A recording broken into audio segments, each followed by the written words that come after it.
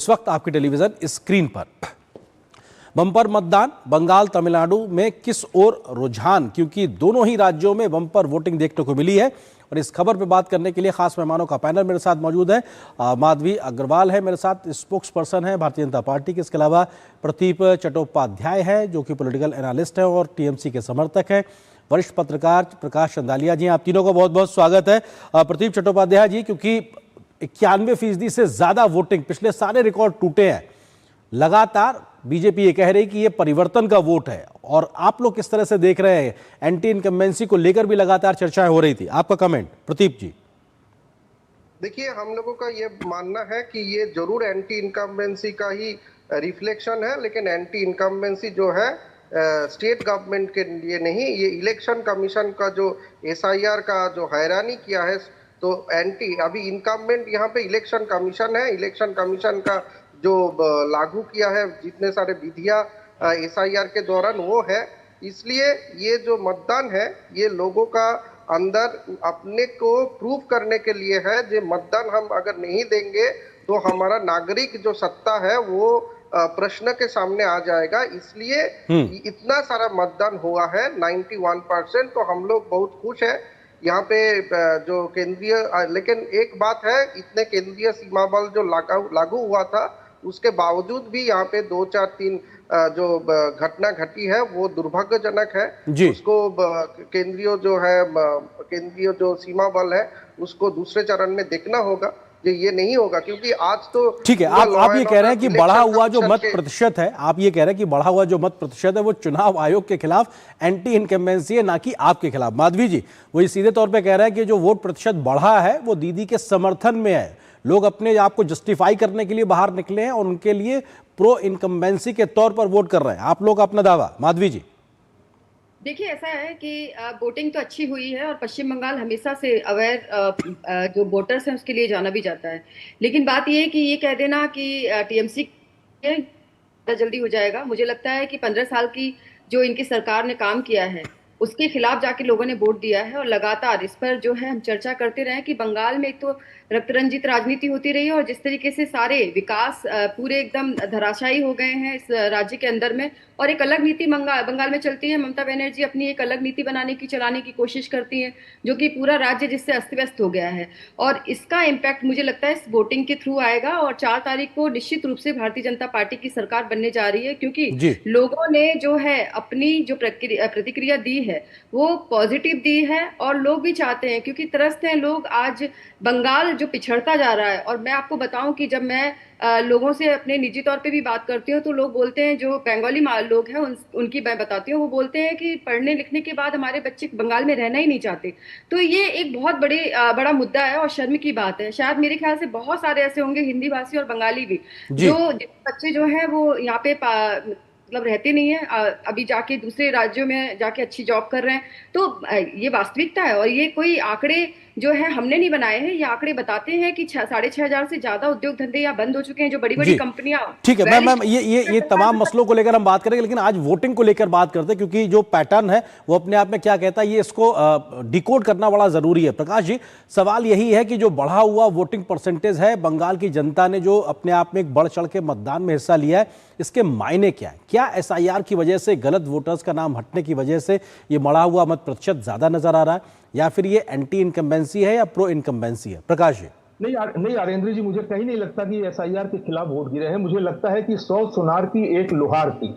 50 वर्षों की अंधेरी रात के बाद अभी तो पहले चरण में पांव फटी है, अभी सूर्योदय होना बाकी है। अगले चरण के चुनाव के बाद में यहाँ सूर्योदय होगा, और ऐसा सूर्योदय होगा जो 50 वर्षों के बाद में सतरंगी किरणें पश्चिम बंगाल को देखने को मिलेगी। अभी तृणमूल के जो प्रवक्ता है प्रतीक भाई, वो बता रहे थे कि एसआईआर के खिलाफ है। ये एसआईआर के खिलाफ बिल्कुल नहीं है अरेंद्र जी। हाल के, जब आपको याद होगा 2011 में जब 35 वर्षों के वामपंथी शासन को हटा करके तृणमूल सरकार में आई थी, तब प्रचंड लहर थी और उस समय भी 84.33% मतदान हुआ था। 2011 में भी 83.387%। लोकसभा चुनाव के संदर्भ में अगर बात करें तो 2014 में 82.22 और 2019 में 81.76। अर्थात अगर पुराने सभी चुनाव को देखें तो आज के मतदान ने ये रिकॉर्ड तोड़ दिया है। और ये तृणमूल सरकार के गुंडों के खिलाफ, उपद्रवियों के खिलाफ और लोगों को भड़काने के लिए भेदभाव की तुष्टीकरण की नीति के खिलाफ जनता उभर करके आई है। मुझे नहीं लगता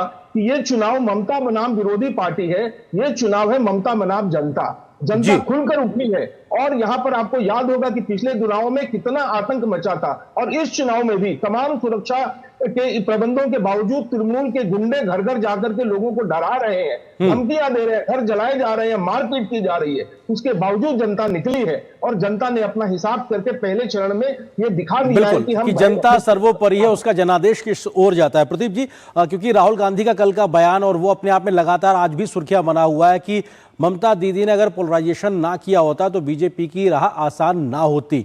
वो आपके जो सहयोगी भी हैं इंडिया अलायंस के, वो भी इस बात को मान रहे हैं कि दीदी के पोलराइजेशन का फायदा कहीं ना कहीं बीजेपी को मिला है। तो ये तो कहीं ना कहीं बढ़ा हुआ मत प्रतिशत उस चीज को जोड़ता, को रिलेट करता नजर आ रहा है। प्रदीप जी, देखिए राहुल गांधी का जो यहाँ पे आने के बाद उसको बोलने का कुछ है नहीं, क्योंकि वो तो किसके खिलाफ है वो ही नहीं जानता है। वो इधर में आके तृणमूल कांग्रेस के खिलाफ बोलते हैं और पार्लियामेंट में तृणमूल कांग्रेस को आह्वान करता है कि बीजेपी के खिलाफ वोट दीजिए, हमारे साथ रहिए। तो आपने सहयोग किया था ना सर, टीएमसी ने तो सहयोग किया उनके अपील के ऊपर। हमारा लड़ाई तो भाजपा के खिलाफ है, भाजपा के खिलाफ तो हम मतदान देंगे, लेकिन राहुल गांधी का बात करते हैं। राहुल गांधी यहाँ पे आके इसका जो कांग्रेस का जो बेस्टियन है, कांग्रेस का जो सीट्स है, वहां पे वो क्या कर रहा है, वहां पे वो तृणमूल कांग्रेस के खिलाफ लोगों को बोल रहा है कि वोट दीजिए। और उसका लड़ाई किसके खिलाफ है ये स्पष्ट करना है। और इसीलिए कांग्रेस का ये हाल है जातीय स्तर पे, क्योंकि उसका इधर में आके जो इंडिया अलायंस का सहयोगी दल है उसके खिलाफ वो राज्य में बात करता है, इसलिए उसका जातीय स्तर में ये खराब प्रदर्शन रहा है और अभी भी बरकरार है। और तृणमूल कांग्रेस का जो पोलराइजेशन के बात कर रहे हैं, पोलराइजेशन तृणमूल कांग्रेस को क्या किया, तृणमूल कांग्रेस पोलराइजेशन के बाद। अच्छा प्रदीप जी, एक सवाल और आपसे, क्योंकि आप इस बात को स्वीकारेंगे कि आप कह रहे हैं कि एंटी इनकम्बेंसी वोट चुनाव आयोग के खिलाफ था, लेकिन उसी चुनाव आयोग के तहत इस बार कुछ घटनाओं को छोड़ दिया जाए तो जिस हिंसा वाले बंगाल की रक्त रंजित राजनीति की बात होती थी, उस लिहाज से बहुत कम, नगण्य के बराबर हिंसा देखने को मिली। कम से कम उसका लिए तो उनको धन्यवाद करेंगे चुनाव आयोग को। हाँ, हम तो ये बोल रहे हैं कि 2-3 घटना जो घटी वो भी घटना नहीं चाहिए, बिल्कुल नहीं होनी चाहिए। बिल्कुल जितना पकड़ इसमें रखे थे कल शाम से, कल से या एक हफ्ते से और एक महीने से केंद्रीय सुरक्षा बल है, तो ये मैं बोल रहा हूँ कि अगले चरण में सुरक्षा और भी कड़ा कीजिए, क्योंकि ये जो मतदान होगा उसमें कोई दोहराई के मतदान नहीं होगा। जो भी फलाफल आएगा वो स्पष्ट है। टीएमसी के खिलाफ अगर होगा तो टीएमसी का खिलाफ है, भाजपा का खिलाफ है तो भाजपा का खिलाफ है। इसमें मतदान स्पष्ट है, मतदान शांतिपूर्ण है। तो ये रिजल्ट के बाद हमारा बहुत महत्वपूर्ण बात आपने की कि मतदान स्पष्ट हो, कम से कम जनता का जनादेश भी स्पष्ट आएगा, जिसके पक्ष में भी आएगा वो एक तरीके से आएगा। माधवी जी, सवाल ये है कि हर बार बढ़ा हुआ वोटिंग पैटर्न इस बात की गारंटी नहीं होता कि वो एंटी इनकम्बेंसी है। आपकी अपनी सरकारों, जो राज्य सरकार है, उनके पक्ष में भी बहुत प्रो इनकम्बेंसी कई बार वोटिंग बढ़े हुए मत प्रतिशत से हुई है। तो इस बार के बढ़े हुए मत प्रतिशत को आप लोग अपने पक्ष में ही क्यों मान रहे हैं? माधवी जी, देखिए कि बंगाल का इलेक्शन थोड़ा अलग होता है और बंगाल की जनता जो है एक अलग तरीके से सोच रखती है यहाँ पर, इसीलिए बहुत लंबे समय तक मौका दिया ममता बनर्जी को। और प्रदीप जी बोल रहे हैं कि यहाँ पर अनफॉर्चुनेट कुछ जगहों पर हिंसक झड़प हुई जो कि नहीं होनी चाहिए, लेकिन इनको ये याद रखना चाहिए कि जो झड़प हुई है इन्हीं के लोगों ने की है। तो इनको सबसे पहले कहीं और ताकने की जगह ये देखना चाहिए कि इनके लोगों को कैसे शांत किया जाए, क्योंकि ये तो देखिए इतना जो है केंद्र बल यहाँ पे था, उसके बाद ये घटनाएं घट गई। सोचिए कि बंगाल में इलेक्शन कराना कितना मुश्किल है। ऐसी स्थिति में ये लोग बहुत सारे एलिगेशंस भी लगाते हैं कि गाड़ियां भर भर के हजारों लोगों को बुलाया गया। ममता बनर्जी तो ये भी कह दिया था कि ये हम लोगों को मारने पीटने के लिए बुला रहे हैं जो केंद्र बल को।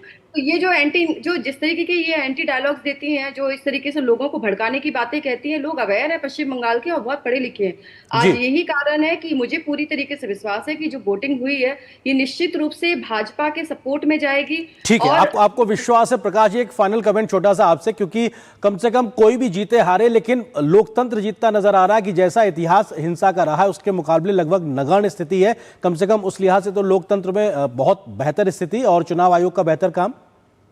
बिल्कुल, चुनाव आयोग ने इस बार जबरदस्त काम किया है, सुरक्षा के व्यापक प्रबंध किए हैं और आर्येंद्र जी, पहली बार यहां पर शुद्ध मतदाता सूची के साथ में काम हुआ है। शुद्ध मतदाता सूची इस संदर्भ में कि पिछले चुनाव में जो जी। सत्तारूढ़ पार्टियां होती थी, चाहे वो पहले की वामपंथी पार्टी हो या तृणमूल की पार्टी हो, ये मरे हुए लोगों के वोट डाल देते थे। और बांग्लादेश से घुसपैठ, बांग्लादेश से आए हुए लोगों को फर्जी आइडेंटिटी कार्ड दे करके उनका मतदाता कार्ड बना के उनके वोट गिरवाते थे, जो जी। पहली बार संभवतः इस बार चुनाव में नहीं हुआ है। बिल्कुल, और चुनाव वो आयोग तस्वीर कम से कम दिखाई पड़ रही है कि वो इतिहास जो हिंसा का रहता था वो स्थिति नहीं है। फिलहाल वक्त इतनी अनुमति दे रहा। आप तीनों मेहमानों का बहुत शुक्रिया हमारे साथ जुड़ने के लिए, इस महत्वपूर्ण खबर पर विस्तार से बात करने के लिए शुक्रिया।